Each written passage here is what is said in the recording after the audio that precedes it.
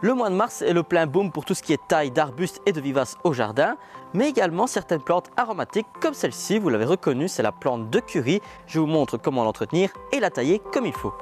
Parmi la multitude des plantes aromatiques que l'on peut retrouver dans le potager, il y a également la plante de curry qu'on appelle aussi Helichrysum italicum. C'est une plante assez facile à tenir dans son jardin.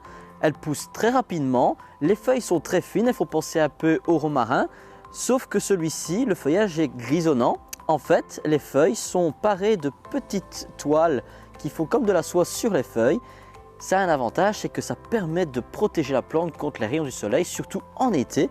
Ça donne une indication sur ses besoins en soleil qui sont extrêmement importants. Elle doit être placée en plein soleil.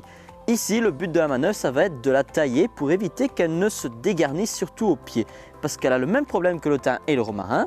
Le pied a tendance à se dégarnir au niveau de la base et à pousser sur les extrémités. Ça peut faire une boule très compacte, mais qui peut se coucher sur les côtés et on se retrouve avec un trou inesthétique. Et une fois qu'on veut tailler, ça ne repousse pas. Ici, elle est encore jeune, on va en profiter pour la tailler un peu comme une lavande. Pour ce faire, vous prenez un sécateur et vous allez réduire de moitié pour garder des tiges qui sont encore bien vertes et où il y a des ramifications. Ne revenez pas sur le bois, ça ne repoussera pas. Voilà le résultat, la plante a été réduite de moitié. Bon, ici c'est une jeune plante. Si vous avez des plus gros sujets chez vous, adaptez la taille en fonction.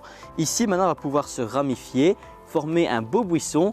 Et d'ici l'année prochaine, de nouveau, on va réduire les branches de moitié pour garder un port compact. N'oubliez pas qu'elle demande le plein soleil, mais aussi dans le sol, il faut que le sol soit drainant pour ne pas que l'eau stagne, les racines vont pourrir très facilement. Ça, ce sont les deux choses principales dont la plante a besoin pour un bon développement. Vous pouvez reproduire ça aussi bien pour le thym et le romarin, c'est le même principe. J'espère que ces conseils vous auront plu, n'hésitez pas à partager, à vous abonner, nous on se retrouvera très bientôt.